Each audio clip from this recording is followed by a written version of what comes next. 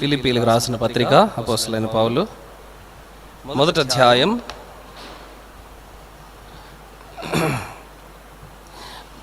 3-6 వచనాలు తెలుగులో కలిసి ఉన్నాయి. మొదటి భాగాన్ని చదువుకుందాం. మళ్ళీ అధ్యాయాలలో దేవుడు మనల్ని నడిపించిన కొలది కొన్ని మాటలు చదువుకొని ప్రభుని ఆరాధిస్తాం. మొదటి అధ్యాయం ఫిలిప్పీలకు రాసిన పత్రిక 3-6 వచనాలు కలిసి ఉన్నాయి, కలిసి చదువుకుందాం. మొదటి దినము నుండి ఇది వరకు సువార్త విషయములో మీరు నాతో పాలివారై ఉండుట చూచి మీలో ఈ సత్క్రియను ఆరంభించిన వాడు యేసుక్రీస్తు దినం వరకు దానిని కొనసాగించునని రూఢిగా నమ్ముచున్నాను. చాలండి. ప్రభు సహాయం కొరకు ప్రార్థన చేసుకుందాం. ప్రేమగల తండ్రి, యేసు ప్రభు వారి సర్వశక్తి కలిగిన పరిశుద్ధమైన శ్రేష్టమైన నామములో మీకెంతో వందనాలు, స్తోత్రాలు చెల్లిస్తున్నాం. ఈ యొక్క ఉదయకాలమున ప్రభువా నిన్ను ఆరాధించడానికి నీ సన్నిధికి ప్రభువా మమ్మల్ని నడిపించినందుకై మీకు వందనాలు చెల్లిస్తున్నాం. పాటల ద్వారా నిన్ను ఘనపరిచి పూజించడానికి ఇచ్చిన మంచి సమయాన్ని బట్టి స్తోత్రములు. ఈ దినం ప్రభువా అనేక మంది చూడలేకపోయినారు, నీ కృప ద్వారా మమ్మల్ని బ్రతికించినారు. కేవలం మీ యొక్క కృపనే ఈ దినం నీ సన్నిధికి వచ్చి ఆరాధించి పాటలు పాడి నేను గణపరుస్తున్నామంటే కృప ద్వారా మీరు చేసిన మేలును బట్టి మీకెంతో వందనాలు ప్రభువా. చదువుకున్న ఈ వాక్యములో నుండి నాతో మా అందరితో మాట్లాడి ఏ మాటల ద్వారా మీరు నేర్పించిన ఏ అనుభవ పాఠముల ద్వారా మేము నిన్ను ఆరాధిస్తే మీకు సంతోషమో అలాంటి మీ మాటలను ప్రభువా మాకు దయచేయమని ప్రార్థిస్తున్నాం. ప్రభువా మా గమనము చెదిరిపోకుండా నీ వాక్యం వైపు దృష్టి ఉంచినట్లు ప్రభువా మమ్మల్ని అందరినీ దర్శించుమని, మీ ఆత్మ సంచారమును, మీ ఆత్మ తాకిడిని, తెరవబడిన పరలోకపును ఆకాశమును మేము చూడగలిగినట్లుగా మీ యొక్క సన్నిధిని ప్రభువా మాకు అనుగ్రహించుమని మీ దయగలిగిన హస్తాలకు అప్పగించుకుంటూ కృతజ్ఞతా స్తోత్రములతో మిక్కిలి బలహీనుడనైన నన్ను ప్రభువా మీ శిలువ చాటును మరుగుపరిచి మాట్లాడమని యేసు ప్రభు వారి శక్తి కలిగిన నామములో ప్రార్థిస్తున్నాము తండ్రి, ఆమెన్.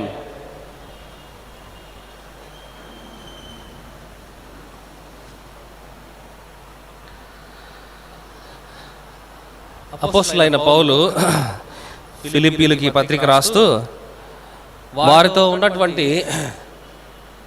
అనుబంధాన్ని, ఆత్మీయతను లేదా ప్రేమను, కష్టకాలంలో వారితో ఉన్న ఆత్మీయ సహవాసాన్ని చెప్తూ ఉన్నాడు. ఫిలిప్పీ సంఘంలో 3 రకాలైన మనుషులు ఉన్నట్టు ఈ మాటల్లో మనం మొదటి వచనంలో మనం చదువుతాం. ఫిలిప్పీలో ఉన్న క్రీస్తు యేసునందలి సకల పరిశుద్ధులకును, తర్వాత అధ్యక్షులకును, ఆ తర్వాత పరిచారకులకును శుభమని చెప్పి పౌలు, తిమోతి ఇద్దరు కలిసి రాసినటువంటి పత్రిక. పరిశుద్ధులు ఉన్నారు, అధ్యక్షులు ఉన్నారు, పరిచారకులు ఉన్నారు. ఈ ముగ్గురు ఉన్నటువంటి సంఘం అది. ఆ సంఘానికి రాస్తూ వారిని సంబోధిస్తూ రాసినటువంటి మాటలు. వాటిల్లో మొదటి మాట 3వ వచనంలో మనం చదివాము. మొదటి దినము నుండి ఇది వరకు సువార్త విషయంలో మీరు నాతో పాలివారై ఉండుట చూచి మీలో ఈ సత్క్రియను ఆరంభించిన వాడు యేసుక్రీస్తు. మళ్ళీ ఆయన వస్తాడు, ఆయన దినం రెండవ రాకడ అది ఉంది, అది తర్వాత స్టెప్. సత్క్రియను ఆరంభించిన వాడు యేసుక్రీస్తు ప్రభు. అసలు సత్క్రియ అంటే ఏంటి అన్నప్పుడు సువార్తలో పాలివారం కావడమే సత్క్రియ అంటే. సత్క్రియ అంటే మంచి పని. మంచి పనులు చాలా ఉన్నాయి. అన్నిటిలోకెల్లా అత్యుత్తమమైనటువంటి మంచి పని ఏదైనా ఉంది అంటే సువార్తే మంచి పని. అందుకే పౌలు ఒక్కడే అనగలిగాడు ఆ మాట. ఎందుకయ్యా నీకేమన్నా పిచ్చా సువార్త ప్రకటిస్తావు అని అంటే, సువార్త ప్రకటించకపోతే నాకు శ్రమ అన్నాడు. మరి నీకు జీతం ఎవరు ఇస్తారంటే ఉచితంగా ప్రకటించుటే నాకు జీతం అన్నాడు. ఇలాంటి మాటలు మనకు అర్థం కావు. ఎందుకంటే ఉచితంగా సువార్తను ఎవరన్నా ప్రకటించడానికి పిలిచామనుకోండి రారు. అసలు సువార్త ప్రకటించడానికే రారు. చాలా కష్టంగా రావాలి. దాని మీద ఇష్టం కానీ ప్రేమ కానీ ఈ మాటలు చదివిన తర్వాత మనలో దేవుని యొక్క శక్తి పనిచేయడం కానీ మొదలయ్యి అది శక్తివంతమైతే అసలు మనకెవరు ఏమి ఇవ్వక్కర్లా, ఉచితంగా సువార్త ప్రకటించడమే నాకు జీతం అన్నటువంటి పౌలు ఈ లోకంలో ఏదేదో సంపాదించాలని, పాదుకోవాలని, ఏమేమో చేసేసి స్థిరపడిపోవాలని కోరలా ఎక్కడ. ఈ మాటలు చదివినప్పుడు చాలా ఆశ్చర్యం అనిపిస్తుంది. ఓ ఫిలిప్పీ సంఘమా, మీరు ఎలాంటి వాళ్ళో తెలుసా? మొదటి దినం నుండి ఈ దినం వరకు, అంటే పౌలు పరిచయమైన దినం నుండి సంఘం ఏర్పడిన తర్వాత కొనసాగుతూ చాలా కష్ట పరిస్థితులు అన్నమాట. క్రీస్తు శకం 51వ సంవత్సరంలో ఫిలిప్పీ ప్రాంతాన్ని దర్శిస్తాడు అపోస్తలుడైన పౌలు. 10 సంవత్సరాల తర్వాత మళ్ళీ పత్రిక రాస్తాడు వాళ్ళకి. రాసినప్పుడు గతంలో జరిగిన సంగతుల్ని, ఆ తర్వాత ప్రస్తుతం జరుగుతున్నవి, ఆనాటికి వాటన్నిటినీ తలపోసుకుంటూ ఫిలిప్పీ సంఘానికి ఈ పత్రిక రాశాడు. రాసినప్పుడు చర్చిస్తున్నాడు, నాకు పరిచయమైన మొదటి రోజు నుండి, అంటే 10 ఏళ్ళు సుమారుగా ఈ నేటి వరకు మీరు సువార్తలో పాలివారై ఉన్నారు. అలా పాలివారవడానికి కారణం ఏంటో తెలుసా? అసలు సువార్త ప్రకటించడం అదొక సత్క్రియ, మంచి పని. ఆ మంచి పనిలో మీరు పాలివారయ్యారు. ఇది ఆరంభించింది ఎవరంటే యేసుక్రీస్తు ప్రభు. అందుకు మనం ఆయన ఆరాధించాలి. సత్క్రియను మనలో ఆరంభించిన వాడు ఆయనే. సత్క్రియను ఈనాటికి మనలో కొనసాగిస్తున్నది ఆయనే. అసలు ఈ సత్క్రియ విషయము నీ వ్యక్తిగతం, నా వ్యక్తిగతం, మనకే తెలుస్తుంది ఆ విషయము. సువార్త పట్ల, దేవుని వాక్యాన్ని ప్రకటించడం పట్ల, దేవుని వాక్యం తెలియని వారికి తెలియజేయాలన్న తృష్ణ లేదా ఆశ అది ఎంతవరకు ఉందో మనం ఆలోచిస్తే నిజాయితీతో కూడినటువంటి ఆరాధన హృదయపూర్వకంగా వస్తుంది. లేదనుకోండి, మనం చేసేది మన సంతోషం కోసం అయి ఉండొచ్చు, లేదా ఉబుసుపోక కూడా అయి ఉండొచ్చు. కాబట్టి పౌలు చెప్పాడు, మొదటి దినం నుండి ఇది వరకు సువార్త విషయంలో మీరు నాతో పాలివారై ఉండుట చూచి మీలో ఈ సత్క్రియను ఆరంభించిన వాడు యేసుక్రీస్తు దినం వరకు దానిని కొనసాగించునని రూఢిగా నమ్ముచున్నాను. ఇది ఆయన నమ్మకం ఫిలిప్పీ సంఘ విశ్వాసుల పట్ల. నాకు పరిచయం అయినప్పటి నుంచి ఈ 10 సంవత్సరాలు, నెక్స్ట్ యేసుప్రభు వస్తాడు ఆయన రెండవ రాకడ. ఆ వచ్చే వరకు ఫిలిప్పీ సంఘము ఏ దిశగా ఉంది అంటే సువార్తలో పాలి భాగం అయ్యేటటువంటి ఆ క్రమంలోనే ముందుకెళ్తుంది. ఆగల ఎక్కడ. మనం ఎందుకు దేవుని ఆరాధించాలి అంటే ఈ ఉదయకాలం సువార్త అనే సత్క్రియను నీలో, నాలో ఆరంభించిన వాడు యేసుక్రీస్తు ప్రభువే. దాన్ని ప్రకటిస్తున్నామా లేదా అనేది పరీక్ష మన వ్యక్తిగతం. ప్రకటిస్తూ ఉంటే నువ్వు యథార్థంగా, ధైర్యంగా దేవుని ఆరాధించవచ్చు. కనీసం ఒకరికైనా దేవుని మాటలు చెప్పాలన్న ఆశ నీకుండి నువ్వు చెప్పి ఉంటే ఇంకా సంతోషంగా దేవుని ఆరాధించవచ్చు. అసలు సువార్త ప్రకటించకపోతే నాకు నిద్ర పట్టదండి. అసలు రోజు కనీసం ఒకరికైనా చెప్పాలి అని కనుకుంటే ఇంకా ధైర్యంగా దేవుని ఆరాధించవచ్చు. ఇవన్నీ ఎప్పుడు చెప్తూ ఉండేది కదా బ్రదర్, మీరు కాకపోతే ఇంకెవరు వస్తారు? ప్రతి ఒక్కరు సువార్త గురించే చెప్తారు. ఎవరు చెప్పినా మేమేం చెప్పమంటే నువ్వు ఆరాధించకుండా సైలెంట్గా ఉండడం దేవునికి మహిమ, నీకు కూడా సంతోషమే. నీకు దుఃఖకరంగా అనిపించినా ప్రియులారా, సువార్త అనే సత్క్రియను యేసు ప్రభువు నాలో మనందరిలో ఆరంభించింది ఆయనే. అందుకు మనం ఆయన ఆరాధించాలి. సువార్త అనేది మాట కాదు, ఎప్పుడు తలుచుకోవాలి. కొరింథీ సంఘానికి రాస్తూ చెప్తాడు ఆ మాట. ఎప్పుడు చదువుకుంటాం మనం, ఎప్పటికీ చదువుకోవాలి కూడా.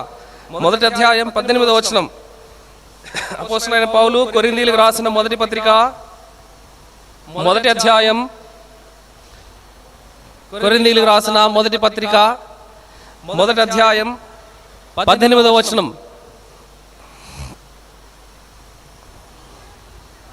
సిలువను గూర్చిన వార్త నశించుచున్న వారికి వెర్రితనం. ఎందుకు మనం సువార్త ప్రకటించడమో తెలుసా?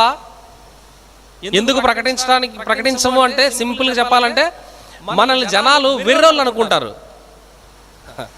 మనల్ని జనాలు వెర్రోళ్ళు అనుకుంటారు. అందుకని జనాల చేత మనం వెర్రోళ్ళు అనిపించుకోవడం మనకి ఇష్టంలా. ఎలాగైనా పిచ్చ ఎప్పుడు చెప్తానే ఉంటారు ఏదో ఒకటి, యేసుప్రభు గురించి తప్ప ఇంకేం చెప్పరు అని మనల్ని వెర్రి వాళ్ళుగా చూస్తుంది. అందుకని సిగ్గుపడి మనం చెప్పం. పౌలు అంటాడు, సువార్తను గురించి నేను సిగ్గుపడి వాడను కాను, నాకు సిగ్గే లేదు సువార్త చెప్పడానికి. అది ఆయన మాట. అందుకనే నశించుతున్న వాళ్ళకి వెర్రితనంగా అనిపిస్తుంది. వాళ్ళు మనల్ని వెర్రోళ్ళ అంటారు. వీళ్ళు వెర్రోళ్ళరా, వీళ్ళకేం తెలియదు అసలు, ఎప్పుడు యేసుప్రభు అనుకుంటా ఉంటారు అని అంటారని, సిగ్గుపరుస్తారని మనలో చాలా మందిని చెప్పం. అదొక కారణం. తర్వాత రెండో మాట అంటారు చూడండి, రక్షింపబడుచున్న మనకు దేవుని శక్తి, రక్షణ పొందిన విశ్వాసివైన నువ్వు, నేను, మనం. సువార్త అనేది మనలో దేవుని శక్తిగా పనిచేస్తుంది.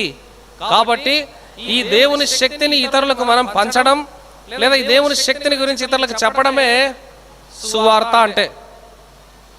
ఆ సువార్త అనే సత్క్రియ మీలో ఆరంభించింది యేసు ప్రభువే. అందుకు దేవుని మనం ఆరాధిద్దాం. యేసు ప్రభువా, నీ సువార్తే నాకు అందకపోతే, అపోస్తలులైన పౌలులాగా నేరుగా ఆకాశం నుండి దర్శించిన వాళ్ళు ఎవరు లేరు అనుకుంటున్నాను నా మట్టుకు నేనైతే. మనకు సువార్త ద్వారానే యేసు ప్రభువు పరిచయం అయ్యాడు. మన పూర్వీకులు, మనకంటే ముందున్న పెద్దవాళ్ళు, వాళ్ళు మాటల ద్వారానో, లేదా పత్రిక ద్వారానో, లేదా సమయం దొరికినప్పుడు మనతో కూర్చొని కాసేపు మాట్లాడడం ద్వారానో సువార్తను మనకు అందించారు. ఆ సువార్త ద్వారా దేవుడు మనకు పరిచయం అయ్యాడు. అది ఆరంభించింది యేసు ప్రభు. వాళ్ళు విత్తనం, వాక్యం అనే విత్తనం వేశారు, దాన్ని మొలకెత్తించింది, పెద్దగా చేస్తుంది, వృద్ధి చేస్తున్నదంతా దేవుడే. ఇప్పటి వరకు దేవుడే అది కలగజేస్తా వచ్చినాడు. అందుకే చూడండి, సువార్త విషయం పట్టింపు లేని సంఘాలు చాలా నిర్వీర్యమైపోతాయి. సువార్త విషయమై భారం కలిగి ఉన్న సంఘాలు విపరీతంగా పెరిగిపోతాయి, చాలా వృద్ధి చెందుతాయి. ఇంత అని చెప్పలేం, ఇంత అని చెప్పలేం. ఒక వడ్ల గింజ, ఒకే వడ్ల గింజ నారు మొలకెత్తించిన తర్వాత నారుబడి అవుతుంది. దాన్ని నాటితే ఎన్ని వడ్ల గింజలు వస్తాయి? ఒకటే వస్తుందా? పొరపాటును కూడా రాదు. 100 గింజలకు పైనే, లేదా 50 గింజలకు పైనే, ఇంకా ఎక్కువైతే 200 గింజలకు పైనే వస్తాయి. బాగా దిగుబడి ఎక్కువ రావచ్చు. ఒక్క వడ్ల గింజ 100 వడ్ల గింజలను ఉత్పత్తి చేయగలిగితే, ఒక్క విశ్వాస సువార్త ప్రకటించి ఒక 100 మందిని కనుక క్రీస్తు ప్రభువులోకి నడిపించగలిగితే అది సువార్త శక్తి అంటే. కాబట్టి ఒక్కొక్క వ్యక్తి కొన్ని 100 మందిని నడిపించగలగాలి దేవుల్లోకి, దేవుని యొక్క సువార్తలోకి. సువార్త ద్వారానే సాధ్యం అది. అందుకే దేవుని వాక్యం విత్తనం అన్నాడు. మనలో పడింది ఫలిస్తోంది. ఈ ఫలం అందరికీ, చేరని వారికి చేరాలి. చేరిన తర్వాత అందరూ దేవుని దగ్గరికి రావాలి. ఆ క్రియ, ఓ ఫిలిప్పీ సంఘస్థులారా, మీలో దేవుడు ఆరంభించాడు. అందుకు మిమ్మల్ని బట్టి దేవుని నేను స్తుతిస్తున్నాను, మీకోసం ఎప్పుడు ప్రార్థన చేస్తున్నా అని పౌలు ఫిలిప్పీ సంఘం గురించి రాస్తూ ఈ పత్రికలో చెప్పాడు. మొదటగా మనం దేవుని ఎందుకు ఆరాధించాలన్నప్పుడు, సువార్త అనే సత్క్రియను మనందరిలో ఆరంభించింది యేసుక్రీస్తు ప్రభువే. యేసు ప్రభువే సువార్త. ఆయన మనకు అందాడు, ఆయన మనం అందించాలి. అందుకు దేవుని ఆరాధిస్తాం. రెండవది మనం చదువుదాం. ఇదే ఫిలిప్పీలకు రాసిన పత్రిక 1వ అధ్యాయం 7వ వచనం. నా బంధకముల యందును, నేను సువార్త పక్షమున వాదించుట యందును, దానిని స్థిరపరచుట యందును మీరందరూ ఈ కృపలో నాతో కూడా పాలివారై ఉన్నారు గనక. రెండవది, కృపలో పాలివారై ఉండుటను బట్టి దేవుని ఆరాధించాలి.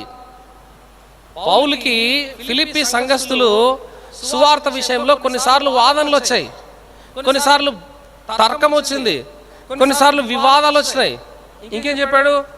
బంధకం వచ్చింది, జైలు కూడా పోవాల్సి వచ్చిన పరిస్థితి ఏర్పడింది. తర్వాత ఈ పరిస్థితులన్నింటిలో కూడా సువార్త పక్షమున వాదించుట యందు, దానిని స్థిరపరచుట యందు, సువార్తను స్థిరపరచటంలో దేవుడిచ్చినటువంటి కృప, ఆ కృపలో పాలిభాగస్తులు ఈ ఫిలిప్పీ సంఘస్థులు పౌలుతో కూడా. రెండవది, మనం దేవుని ఎందుకు ఆరాధిద్దాం? కృపలో పాలిభాగస్తులం అయ్యాము గనక దేవుని ఆరాధించాలి. ఆ కృప దేనితో ముడిపడి ఉంది? సువార్తను స్థిరపరచడంలో ముడిపడి ఉంది. మీరు చెప్పేది రైటేనా? అవును, రైట్. యేసు ప్రభువే నిజమైన దేవుడు, ఆయనే సత్యం. ఇది యుగ యుగాల నుండి కొలస్సీయులకు రాసిన పత్రికలో చెప్తాడు, తరములలోను యుగములను మరుగు చేయబడిన మర్మం ఆయన. ఇప్పుడు ఆయన వాక్యం బయలుపరచబడింది కాబట్టి యేసే సత్యము, ఆయన సువార్తే సత్యము, ఆయన వాక్యమే సత్యం. ఆయన వాక్యంలో రాయబడింది ఏదో అది మానవులందరూ కూడా చెయ్యాలి. మా పితరులైన సొలొమోను కూడా అదే చెప్పాడు. ప్రసంగి గ్రంథం 12వ అధ్యాయంలో ఆ మాట చదువుదాం. ఎవరు చెప్పినా దేవుని యందు, లేదా దేవుని మాట యందు ఏం కలిగి బతకాలనో ఆ విషయాలన్నిటినీ ఏ కాలంలో ఏ ఒక్కరు చెప్పినా సమానంగానే చెప్పారు. 12వ అధ్యాయం 13వ వచనం. సొలొమోను ప్రసంగి గ్రంథం 12వ అధ్యాయం 13వ వచనం. ఇదంతయు తేలిన ఫలితార్థం ఇదే రిజల్ట్. ఫలితార్థం ఏంటంటే, ఇంకా ఫైనల్ గా ఏం చెప్పాలనుకుంటున్నారు మీరు? అని అంటారు కదా. ఫైనల్ ఏం చెప్పాలనుకుంటున్నారు అంటే ఇదే ఫైనల్, ఇదే మానవ కోటికి అందరికి ఏం చెప్తున్నాడు చూడండి. దేవుని యందు భయభక్తులు కలిగి ఉండి ఆయన కట్టడలను అనుసరించి నడుచుచుండవలెను. మానవ కోటికి ఇదియే విధి. ఇది విధి అన్నమాట, డ్యూటీ. ఇంకా తప్పించుకోవడానికి లేదు. ప్రతి ఒక్కరు విధిగా చేయవలసినటువంటి పని లేదా ధర్మం. దేవుడు అంటే భయము భక్తి కలిగి బ్రతకాలి, ఆయన కట్టడలను అనుసరించాలి. ముందు సువార్త ప్రజల్లోకి వెళ్తే దేవుని కోసం ఎలా బతకాలనో ఆ మాటలన్నీ దేవుని వాక్యంలో వివరించబడ్డాయి. కాబట్టి అవన్నీ 1 by 1 అన్ని నేర్చుకుంటూ వస్తాం. ముందు అది చేరాలి కదా. చేరాలంటే ముందు వెళ్ళాలి. వెళ్ళిన తర్వాత అటు ఇటు కాకూడదు, అది స్థిరపరచబడాలి. సువార్త పక్షంగా పోరాడాలి, అది స్థిరపరచబడాలి. ఈ విషయంలో దేవుడు నాకు కృపనిచ్చినాడు. ఆ కృపలో మీరు పాలివారై ఉన్నారు, అందుకు దేవుని ఆరాధిద్దాం. రెండవది, మనం క్లుప్తంగా చెప్పినట్లయితే కృపలో మనల్ని దేవుడు పాలి భాగస్తుల్ని చేశాడు, అందుకు దేవుని ఆరాధించాలి. ఆశ్చర్యంగా మనకు అనిపిస్తాయి కొన్ని మాటలు. దేవుడే గనక మనుషులు దర్శించాలంటే ఆయన దర్శించడానికి చాలా మార్గాలు ఉంటాయి. ఆయన చదువు వచ్చిన వాళ్ళతో మాట్లాడతాడు, చదువు రాని వాళ్ళతో కూడా మాట్లాడతాడు. మనుషులు అంటే చాలు, మనం ఎన్ని గీతలను గీసుకున్నా లేదా మనకెన్ని కొలమానాలున్నా దేవుడు అందరినీ దర్శిస్తాడు. పశువుల కాపరితో మాట్లాడాడు, గొర్రెల కాపరితో మాట్లాడాడు, అంతఃపురంలో ఉండే రాజకుమారునితో మాట్లాడాడు, తర్వాత అనాథ అయిన ఎస్తేరుతోనూ మాట్లాడాడు, ఆమెను సిద్ధపరిచాడు. రకరకాలైనటువంటి పరిస్థితుల్లో దేవుడు ఆయన మనుషుల్ని, ఆయన ప్రవక్తల్ని లేదా ఆయన ఆత్మచేత నింపబడిన వాళ్ళను దర్శిస్తూ వచ్చిన సందర్భాలు వేరువేరు. ఎలా అయినా దర్శిస్తాడు ఆయన. అంటే ఎవరికి ఎలా ప్రత్యక్షపరచుకుంటే వాళ్ళకి అర్థం అవుతుందో అలా వచ్చి ప్రత్యక్షం అవుతాడు.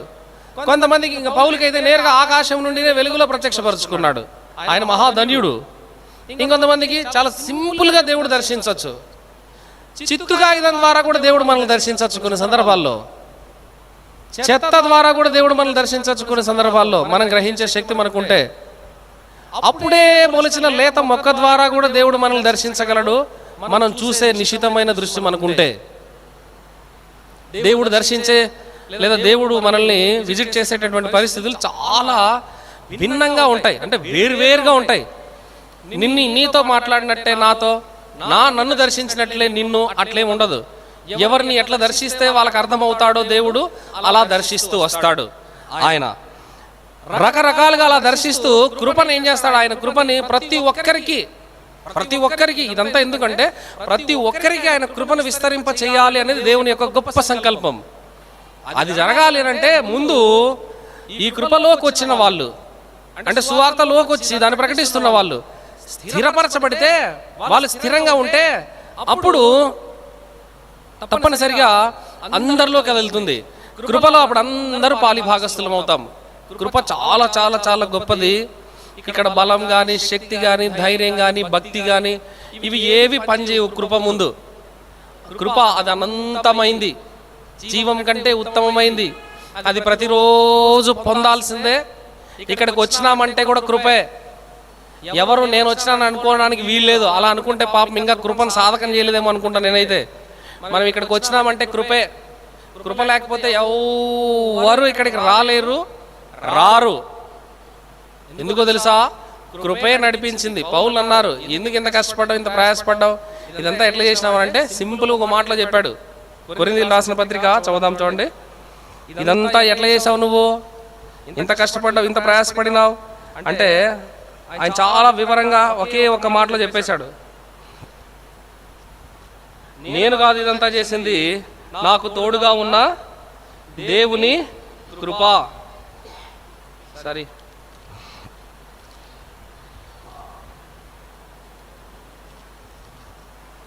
మొదటి పత్రిక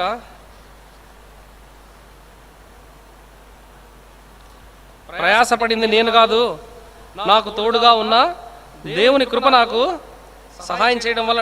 చూడండి 15వ అధ్యాయం కొరింథీయులకు రాసిన మొదటి పత్రిక 10వ వచనం చదువుదాం. అయినను నేనేమై ఉన్నానో అది దేవుని కృప వలననే అయి ఉన్నాను, మరియు నాకు అనుగ్రహింపబడిన ఆయన కృప నిష్ఫలం కాలేదు. ఆయన కృప నిష్ఫలం కాలేదు. ఇది వ్యక్తిగతంగా ప్రతి ఒక్కరిని దేవుడు అడిగేటటువంటి ప్రశ్న. నీకు నేను కృపనిచ్చినా, పాలిభాగస్తునిగా చేశా, ఫలించావా లేదా దానివల్ల ఫలం వచ్చిందా, దాన్ని నిష్ఫలం చేసావా అడుగుతాడు. పౌలుని అడిగినప్పుడు నిష్ఫలం చేయలేదు ప్రభువా, నేను నిష్ఫలం కాలేదు, నీవు ఇచ్చిన కృప నిష్ఫలం కాలేదు. వారందరికంటే నేను ఎక్కువగా ప్రయాసపడి తిని అన్నాడు. మళ్ళీ భయం వచ్చింది ఆయనకు. మొత్తం ప్రయాసపడింది నేనే ఇదంతా అన్నాడు. మళ్ళీ దేవుడు ఏం చేశాడు, మళ్ళీ వెంటనే దర్శించాడు. అందుకేమంటున్నాడు, ప్రయాసపడినది నేను కాను, నాకు తోడై ఉన్న. అంటే ప్రయాసపడింది దేవుని కృపే. ప్రయాసపడేది మనం కాదు, మనకు తోడుగా ఉన్న దేవుని కృప. చెప్పాలంటే మనలో ఉన్న కృపే ప్రయాసపడుతుంది. సింపుల్గా చెప్పాలంటే అర్థం కావడానికి, మనం ప్రయాసపడట్లేదంటే కృప మనలో లేదని. అట్లెట్లా చెప్తారు మీరు? కృప తోడుగా ఉంటే ప్రయాసపడకుండా ఉండలేం. కృప తోడుగా ఉంటే ప్రయాసపడకుండా ఉండలేం. మళ్ళీ ప్రయాసపడిన తర్వాత మళ్ళీ మనమేమనాలి? ప్రయాసపడింది నేను కాదు, నాకు తోడుగా ఉన్న దేవుని కృప. అర్రే, అసలు విచిత్రంగా అనిపిస్తాయి కొన్ని మాటలు చదివితే. అర్థమే కాదు. అర్థమైతే కన్నా మనకు బుర్ర పని చేయదు. ప్రయాస పడు అంటాడు, పడిన తర్వాత నేను కాదు పడింది, నువ్వు కృప ఇచ్చినావు, ఆ కృప తోడుగా ఉంది, అదే నా చేత ప్రయాస పడేటట్లు చేసింది అని అన్నాడు పౌలు. మీరే చదవండి, చాలా క్లియర్గా ఉంది కదా. అందరికంటే ఎక్కువగా ప్రయాసపడినాను అనేసాడు. అనేసిన తర్వాత మళ్ళీ అర్రే, ప్రయాసపడింది నేను కాదు, నాకు తోడుగా ఉన్న దేవుని కృప. సువార్త పక్షంగా దాన్ని స్థిరపరచడానికి పడే ప్రయాసలో ప్రభు యొక్క కృపను అత్యధికంగా పొందింది పౌలు. ఆ కృపలో పాలిభాగస్తులైంది ఫిలిప్పీ సంఘం. అందుకు దేవుని వాళ్ళు ఆరాధిస్తూ వచ్చారు. మనం ఎందుకు ఆరాధించాలి? నువ్వు ఈ కృపలో పాలిభాగస్తుడివైతే, ఈ కృపలో పాలిభాగస్తురాలువైతే అప్పుడు దేవుని నువ్వు ఆరాధించగలవు. కృపలో పాలిభాగస్తులం కావడం అంటే సువార్త పక్షంగా పోరాడటం, సువార్తని స్థిరపరచడం, దాని విషయమై వచ్చే వాదం లేదా వివాదం, దానికోసం నిలబడటం. అవి ఫిలిప్పీ సంఘస్థులు చేశారు. చేసి మీరు నాతో పాలిభాగస్తులు అయ్యారు, అందుకే నేను మిమ్మల్ని బట్టి దేవుని ఆరాధిస్తూ ఉన్నా. పౌలు చెప్పగలిగాడు, మిమ్మల్ని బట్టి దేవునికి కృతజ్ఞతాస్తుతులు నేను చెల్లిస్తున్నాను అనే మాట 6వ వచనంలో చివరిలో చెప్తాడు. ప్రార్థన చేయొచ్చు, నేను మిమ్మల్ని జ్ఞాపకం చేసుకున్నప్పుడు ఎల్లను నా దేవునికి కృతజ్ఞతాస్తుతులు చెల్లిస్తున్నా. ఫిలిప్పీ సంఘం పౌలు దేవుని అలా ఆరాధిస్తూ వచ్చినారు. వాళ్ళు సువార్త విషయంలో సత్క్రియ, సువార్త అనే సత్క్రియ దేవుడు ఆరంభించాడు, వారిలో ఆరాధించారు. ఆ తర్వాత ఆ సువార్తను స్థిరపరుస్తూ వచ్చినారు, కృపలో పాలిభాగస్తులయ్యారు, అందుకు దేవుని ఆరాధించారు. మనం కూడా కృపలో పాలిభాగస్తులమైనందుకు దేవుని ఆరాధిద్దాం. 3వ మాట మనం చదువుదాం. ఫిలిప్పీలు రాసిన పత్రిక 2వ అధ్యాయం 13వ వచనం. ఎందుకనగా మీరు ఇచ్చయించుటకును కార్యసిద్ధి కలుగజేసుకొనుటకును తన దయా సంకల్పము నెరవేరుటకై మీలో కార్యసిద్ధి కలుగజేయువాడు దేవుడే. దేవుని ఎందుకు ఆరాధించాలి? మనలో కార్యసిద్ధి కలుగజేయువాడు దేవుడే. కార్యం అంటే పని, సిద్ధి అంటే దాన్ని చేయడం లేదా దాని ఫలితం పొందడం. పని చేయడం, దానివల్ల వచ్చే ఫలితాన్ని పొందడం. దాన్ని కలగజేసింది ఎవరు అంటే దేవుడే. మీలో కార్యసిద్ధి కలగజేసింది, పని చేయాలన్న ఆలోచనను, పని చేసిన తర్వాత వచ్చే ఫలితాన్ని, ఈ మొత్తంగా వీటన్నిటిని కార్యసిద్ధి అని అంటారు. ఇదంతా కలగజేసింది దేవుడే. ఇందాక మొదటే చెప్పాను, మీరు సువార్త ప్రకటిస్తున్నారు, ప్రకటించకపోతే నిద్రపోరు, చాలా కష్టపడతా ఉన్నారు, ఊరికే ఉండరు దేవుని పని చేయకుండా. ఇవన్నీ మొత్తంగా కార్యసిద్ధి. ఎవరు కలగజేశారు దీనిలో నీకు? దేవుడే. ఈ కార్యం అంతా కలగజేసింది మీరే ప్రభువా, నేను నిన్ను ఆరాధిస్తూ ఉన్నా, నాలో కార్యసిద్ధి కలగజేసిన దేవా. ఎక్కడ కూడా చూడండి ప్రియులారా, ఏ దేనికి కూడా అతిశయపడటానికి మనం ఎవ్వరము సరిపోం. అతిశయపడవలసి ఉంటే సిలువయందు అతిశయమని పౌలు అన్నాడు. ఇంకా చెప్పాలంటే ఇంక దేవుడు ఆయన మాటలు తప్ప ఇంక అతిశయపడటం ఇంకంతా ఊరికే అది వ్యర్థం అన్నమాట. అతిశయపడవలసి వస్తే దేవుడే నాలో ఈ కార్యాన్ని కలగజేశాడు. నేను ఈ పని చేయడం నాకు వచ్చు, ఈ పనిని నాలో కలగజేసింది దేవుడే, నేను ఎందుకు అతిశయపడాలి? ఈ చాప తీసేది వచ్చు నాకు, తీసేది నేను కాదు, మళ్ళీ అది ప్రయాసపడేదానికి ఉపయోగపడేది కృప. ఆ పని చేసేది దేవుడు నాలో ఉంచాడు, అది దేవుడే చేయిస్తూ ఉన్నాడు. కాబట్టి నేను అతిశయపడడానికి ఏం లేదు. మనందరం ఎక్కడ చెడిపోయినామంటే, చేసే చిన్న పని వస్తే ఇది చేసింది నేనే అని చెప్పడం వల్ల చెడిపోయాం అందరం. కొంతమంది బాధపడినా కూడా బాధ లేదు, ఎందుకంటే ఉన్నది సత్యం చెప్పాలి కనుక. కార్యసిద్ధి కలగజేసింది దేవుడే.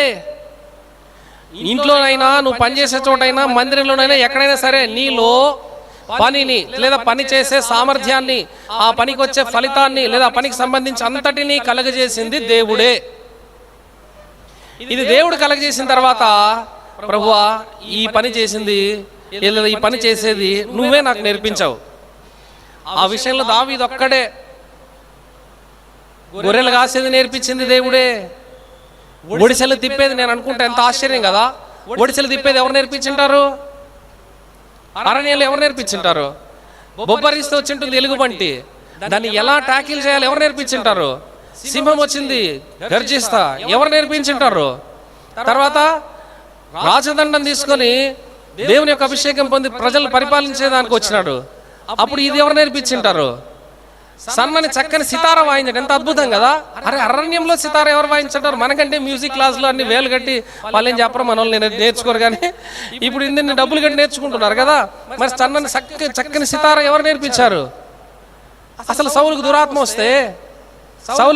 వస్తే చక్కగా ఈ సితార తీసుకొని వాయిస్తే దావీదు, ఆయన దయ్యం పారిపోయేది. అరే దయ్యాన్ని వదలగొట్టే సితారాను వాయించేది దావీదుకి నేర్పించింది ఎవరు? అది దేవుడే. కాబట్టి కార్యసిద్ధి అంటే ప్రతి పని నేర్పించింది, అది వచ్చేటట్లు చేసింది, అది మనలో ఉంచింది దేవుడే. ఏ చిన్న పనైనా సరే, చక్కగా వంట చేస్తావు, దేవుని ఆరాధించి చేయాలంతే. నేను చేస్తేనే బాగుంటుంది, ఇంకెవరు చేసినా బాగోదన్నా, ఇది చెప్పావా, మహిమంతా నీకు, దేవునికి రాదు. ఎంత అవమానం కదా. కాబట్టి ప్రియులారా, కార్యసిద్ధి కలుగజేసింది దేవుడు అంటే నీలో పని నేర్పును, పని సామర్థ్యాన్ని, పని యొక్క ఫలితాన్ని మొత్తంగా అన్నిటినీ కార్యసిద్ధి అంటాం. అదంతా కలుగజేసింది దేవుడే, అన్ని కలుగజేసింది దేవుడే. కాబట్టి మహిమ కూడా దేవునికే, ఆరాధన దేవునికే, స్తుతి కృతజ్ఞతాస్తుతి అంతా కూడా దేవునికే. కాబట్టి నిన్ను ఈరోజు దేవుని మందిరంలో ఏ పనిలోనైనా, ఆయనకు సంబంధించిన ఏ పని మీదనైనా దేవుడిని నియమిస్తే, నీకు ఇస్తే, చేసేది వస్తే మహిమ దేవునికే, ఆరాధన దేవునికే చెల్లించాలి. పౌలు ఫిలిప్పీ సంఘస్థులకు రాస్తూ చెప్పాడు, కార్యసిద్ధి కలుగజేసిన వాడు దేవుడే, మీలో ఈ పనిని ఆరంభించిన వాడు. సత్క్రియ ఆరంభించింది దేవుడే అని చెప్పుకున్నాము. ఇప్పుడు కార్యసిద్ధి కలుగజేయవాడు అంటే పనులు చేయడానికి, సమస్తమైన పనులని చేయడానికి కృపనిచ్చింది, చేపిస్తున్నది అంతా ఆయనే. కాబట్టి దేవునికే మహిమ. అదే 2వ అధ్యాయం 13వ వచనంలో మనం చదివాం, ఏమన్నా తన దయా సంకల్పము నెరవేరుటకై. ఎందుకు ఈ పని ఎందుకు నేర్పించాడు? ఆయనకు ఒక దయా సంకల్పం ఉంది. నీలో ఈ పనిని ఆరంభించింది, ఈ కార్యసిద్ధి కలుగజేసింది ఎందుకంటే నిన్ను గొప్ప చేసుకోవడానికి కాదు, నీ పేరు ప్రతిష్టలు పెంచడానికి కాదు. గణపరిస్తే గణపరుస్తాడు దేవుడు, అది వేరే సంగతి. ఆయనకు ఒక దయా సంకల్పం ఉంది, ఆ దయా సంకల్పం నెరవేరాలంటే నీకు ఒక పని ఇవ్వాలి, ఆ పనిని కార్యసిద్ధిని కలగజేయాలి. అది కలగజేసింది దేవుడే. అది పూర్తయిన తర్వాత అప్పుడు అనుకుంటాడు, అబ్బా నేను నీకు ఇచ్చినటువంటి కార్యాన్ని నువ్వు సంపూర్ణంగా నెరవేర్చినావు, ఇప్పుడు నా దయాపూర్వక సంకల్పం నీ పట్ల నెరవేరింది అని దేవుడు చాలా సంతోషపడతాడు. కాబట్టి మనలో కార్యసిద్ధిని కలగజేసింది దేవుడే. అందుకు మనం అందరం దేవుణ్ణి ఆరాధిద్దాం. ఏ కార్యమైనా సరే, నువ్వు చేయగలిగే నేర్పుతో కూడిన ఏ పనినైనా దేవుడే నీలో కలగజేశాడు. మహిమ దేవునికి ఇవ్వు. నాకొచ్చని సంబరపడటము, నాకొచ్చు నాకు తెలుసు అని మనం కనుక అతిశయపడితే చాలా నష్టపోతాము. కొన్ని సందర్భాల్లో దేవుడు ఇంకా చాలే అయిపోయింది వచ్చేసేయం కానీ పిలిచేయని కూడా పిలిచేయచ్చు, పోవచ్చు మనం దేవుని దగ్గరికి. అర్థమైందండి? కాబట్టి దేవుని ఎందుకు ఆరాధించాలి మనం?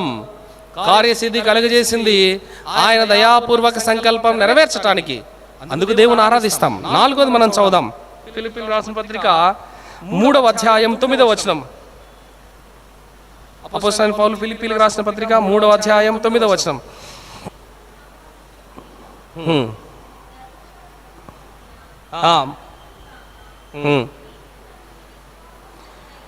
క్రీస్తునందలి విశ్వాసము వలనైన నీతి అనగా విశ్వాసమును బట్టి దేవుడు అనుగ్రహించు నీతి గలవాడనై.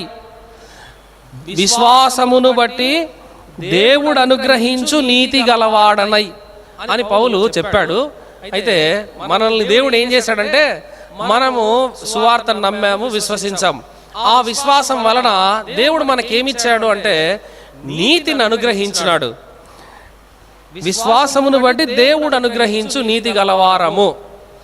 మనం లోకంలో నీతి గలవారం కాదు, మనకు దేవుని యందున్న విశ్వాసము ద్వారా దేవుడు మనకు అనుగ్రహించిన నీతి కలిగిన వారం మనం. అందుకే లోక నీతికి మన నీతికి చాలా తేడా ఉంటుంది. ఇప్పుడు యేసు ప్రభు భూమి మీదకి వచ్చి మత్తయి సువార్త 3వ అధ్యాయంలో బాప్తిసం తీసుకునేటప్పుడు ఒక మాట అన్నాడు.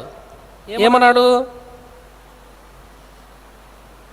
బాప్తిసం ఇచ్చి యోహాను, నేను కాదయ్యా నీకు బాప్తిసం ఇచ్చేది, మరి నువ్వు వచ్చినావు, నేనే నీ చేత పొందవలసిన వాడిని కదా, మరి ఎట్లా అనంటే ప్రభు ఒక మాట పలికాడు. ఏ మాట పలికాడండి?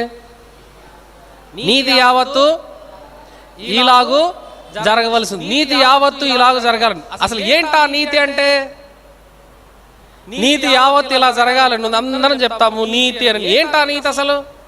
అందుకే కీర్తనాకారుడు ఒక మాట రాస్తాడు. ఆ మాట చదువుకుందాం. 85వ అధ్యాయం కీర్తనలు 85వ అధ్యాయం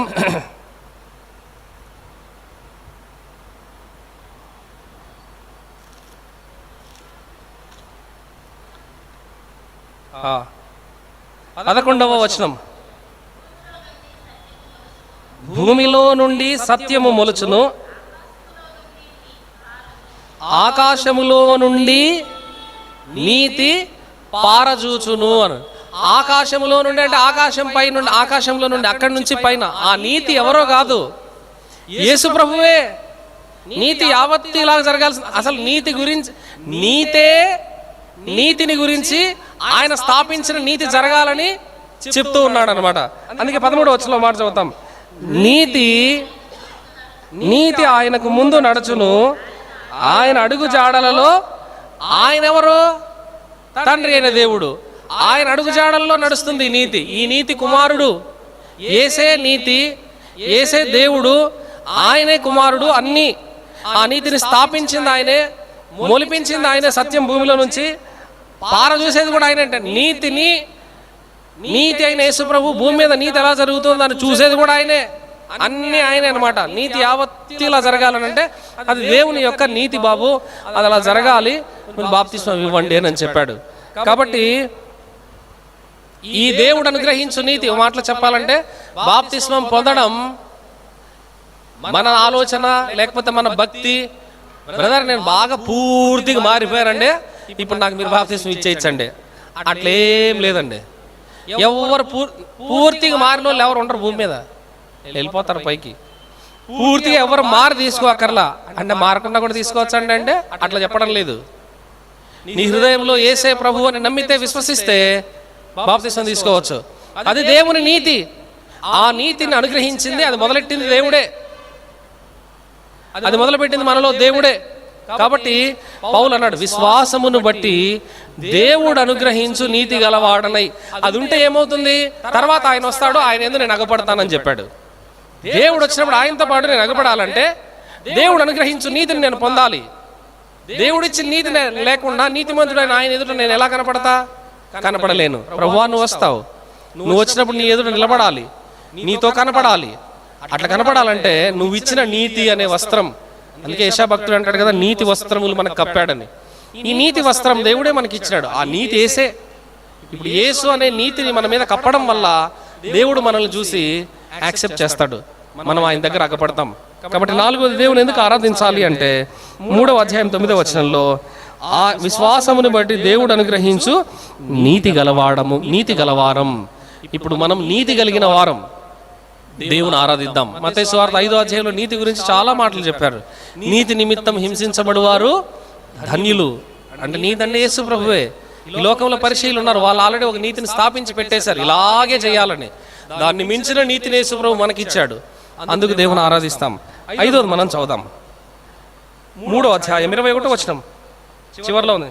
సమస్తమును తనకు లోపరచుకొనజాలిన శక్తిని బట్టి ఆయన మన దీన శరీరమును తన మహిమ గల శరీరమునకు సమరూపము గల దానిగా మార్చును. అంటే ఇప్పుడు మన శరీరం గురించి మాట్లాడుతున్నాడు. మనం అందరం బ్రతుకుతాం, ఒక దినం మనం చనిపోతాం. చనిపోయిన తర్వాత మట్టిలో మనల్ని పాతేస్తారు. భూమిలో అందరినీ, ఎవరైనా సరే చనిపోయిన వాళ్ళందరినీ భూస్థాపన చేయడం దేవుని వాక్యమును బట్టి జరిగే సంగతి. ఇది విత్తనం. ఈ శరీరం అనేది విత్తనం దేవుని దృష్టిలో. ఈ మట్టి శరీరం మట్టిలో కలిసాక దీన్ని ఏం చేస్తాడు ఆయన వచ్చినప్పుడు, తెస్సలోనికైలు రాసిన పత్రికలో చదువుతాం కదా, ఆయన వచ్చినప్పుడు మళ్ళీ మనం ఆయన్ని ఎదుర్కొంటాం. ఎట్లా ఎదుర్కొంటాం? చచ్చిపోయిన వాళ్ళం. మన మట్టి శరీరం మహిమా శరీరంగా దేవుడు మారుస్తాడు.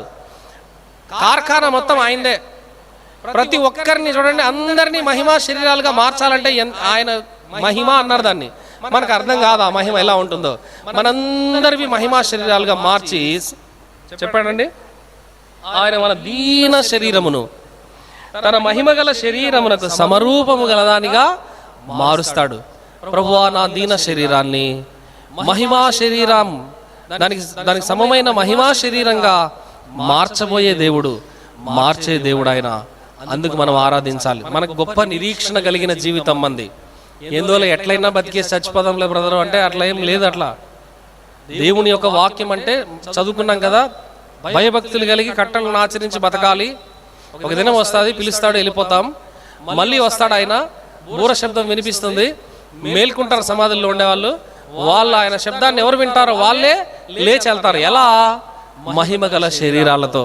ప్రభువా, నువ్వు వస్తావు, నా శరీరాన్ని మహిమ గలదానిగా మారుస్తావు, నేను నిన్ను ఎదుర్కొంటా, అది నువ్వు భవిష్యత్తులో చేయబోతావు. దాన్ని నేను బట్టి నేను నిన్ను ఆరాధిస్తూ ఉన్నాను ప్రభువా. సమయం అయింది కనుక ఈ 5 మాటల్ని జ్ఞాపకం చేసుకుందాం. ఎందుకు మనం దేవుని ఆరాధిద్దాం?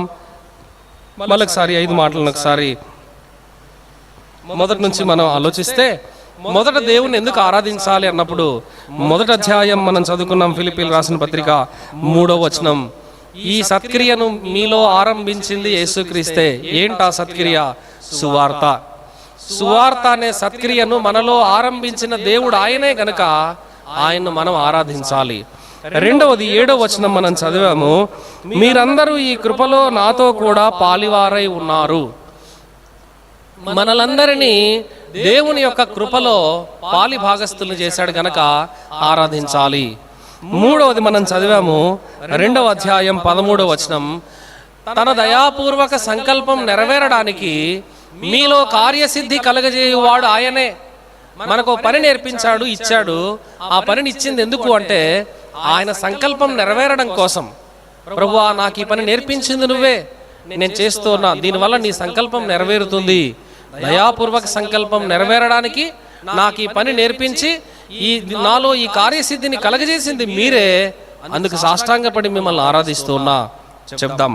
4వది మనం చదువుకున్నాం, ఫిలిప్పీలు రాసిన పత్రిక 3వ అధ్యాయం 9వ వచనంలో, విశ్వాసమును బట్టి దేవుడు అనుగ్రహించు నీతి గలవాడను, లేదా నీతి గలవారం. లోకంలో లాగా కాదు, దేవుడు మనకిచ్చిన విశ్వాసం ద్వారా ఆయన నమ్మాము, విశ్వసించాం, నీటి బాప్తిస్మంలో సాక్ష్యం ఇచ్చాము. సాక్ష్యం ఇవ్వడం వల్ల దేవుని యొక్క ఆత్మచేత ముద్రించబడ్డాం. కాబట్టి నీతి అయిన యేసు ప్రభు మనలో ఉండి ఆయన నీతిని ప్రకటిస్తూ నీతిగా బ్రతికేటట్లు చేస్తూ నీతి కోసం హింసించేవారుగా, ఇంకా నీతి కోసమే మనం జీవించేవారుగా ప్రభువే చేశాడు. అది దేవుని యొక్క నీతి, మనుషుల నీతి కాదు. కాబట్టి దేవుడు అనుగ్రహించిన నీతిని బట్టి మనం ఆరాధిద్దాం. చివరిగా 5వది 21వ వచనంలో చదివాం, మన దీన శరీరాన్ని మహిమా శరీరముగా మార్చబోయే దేవుడు. మనమందరము చనిపోతాం. ఎవరు గొప్ప లేదు, తక్కువ లేదు, ఎక్కువ లేదు, ఏమీ లేవు. మనందరి శరీరాలు దీన శరీరాలే. దీన శరీరాలు. మనకు చిన్న జబ్బు వస్తే తట్టుకోలేం మనం. ఒక మాట ఉంటుంది ప్రసంగి 2:24-25లో, చాలా అద్భుతమైన మాట, ఎప్పుడు గుర్తుపెట్టుకోవాలి, చాలా భయం కూడా ఉండాలి. చదువుదామా? ప్రసంగి గ్రంథం 2వ అధ్యాయం 24-25 వచనాలు చివరిగా చదివి ఆరాధనలో ప్రవేశిస్తాం.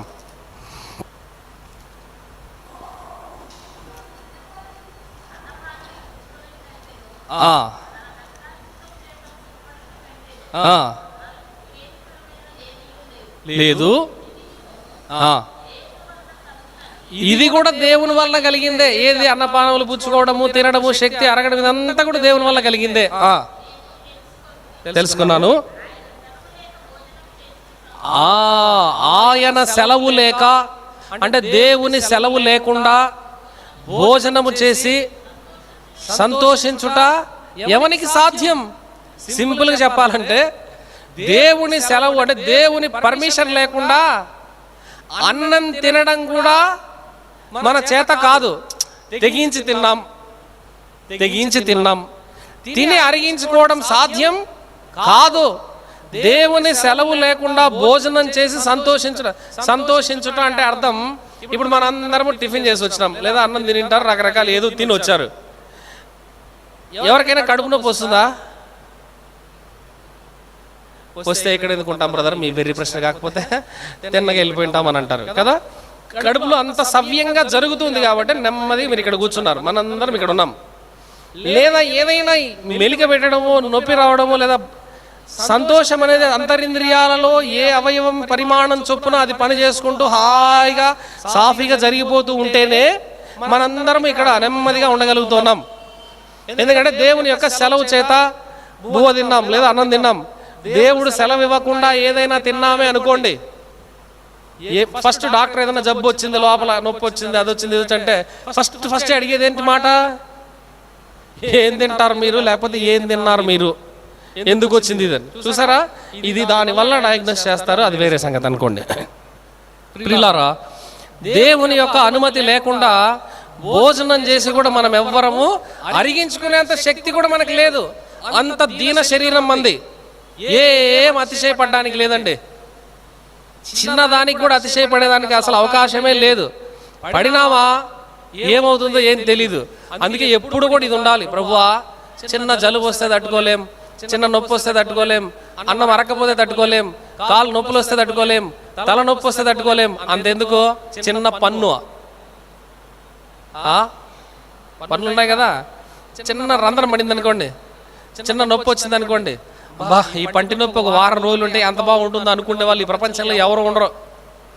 అసలు ఎప్పుడెప్పుడు ఇంకా ఏమంటారు కావాలంటే, ఏమంటారు, ఏమనరు, సింపుల్గా బాబు దీన్ని పెరికేటయ్యా, ఈ నొప్పి తట్టుకోలేక చచ్చిపోతున్నాం అంటారు. మన శరీరం చాలా దీన శరీరం. ఎంత దీన శరీరం అంటే చిన్న నొప్పికి, చిన్న బాధకు, చిన్న కష్టానికి తట్టుకోలేంది. ఇంత దీన శరీరాలని దేవుడు కాచి కాచి కాచి భద్రపరుస్తూ, పోషిస్తూ, బ్రతికిస్తూ ఉన్నాడు. అందుకే ఎక్కడ కూడా దేనిని బట్టి కూడా అతిశయించుటకు వీలే లేదన్నమాట. సత్యం ఎరిగితే నిజంగా నేను అనుకుంటా అప్పుడప్పుడు, ప్రభువా నేను ఎంతటి వాడను, అసలు అన్నం తింటే అరిగించుకునే శక్తి కూడా లేనంత బలహీనుడను కదా. నువ్వే కనుక అరిగించే శక్తి ఇవ్వకపోతే ఎక్కడ నిలబడతాం, ఎక్కడ బతుకుతాం, ఎక్కడ పని చేస్తాం? ఎప్పుడో మట్టిలో కలిసిపోయే వాళ్ళం కదా. కాబట్టి మహిమ శరీరంగా మారుస్తాడంట దీన్ని. ఈ దీన శరీరాన్ని, ఏమీ తట్టుకోలేని చాలా బలహీనమైనటువంటి శరీరాన్ని మహిమా శరీరంగా మార్చబోతాడు. ప్రభువా ఒక దినం వస్తావు, అప్పుడు ఏమి దీనికి రోగము, జబ్బు, బాధ, కష్టము, కన్నీళ్లు. అక్కడ కన్నీళ్లు కూడా ఉండవు. అంటే ఇన్నాళ్ళు మన కళ్ళన్నీ ఉండేది ఏడవటానికే, ఏడుస్తూ ఉంటాయి. అక్కడ కన్నీళ్ళు ఉండవు. ప్రతి బాష్ప బిందువును దేవుడు తుడిచేస్తాడు, ఏముండవు. ఇంక నెక్స్ట్ నో మోర్ కన్నీళ్ళు. ఎంత అద్భుతం కదా. కాబట్టి ఈ మాటల చేత ప్రభువుని మనము ఆరాధిద్దాం. ప్రభు మనకు సహాయం చేయను గాక. ఆమెన్.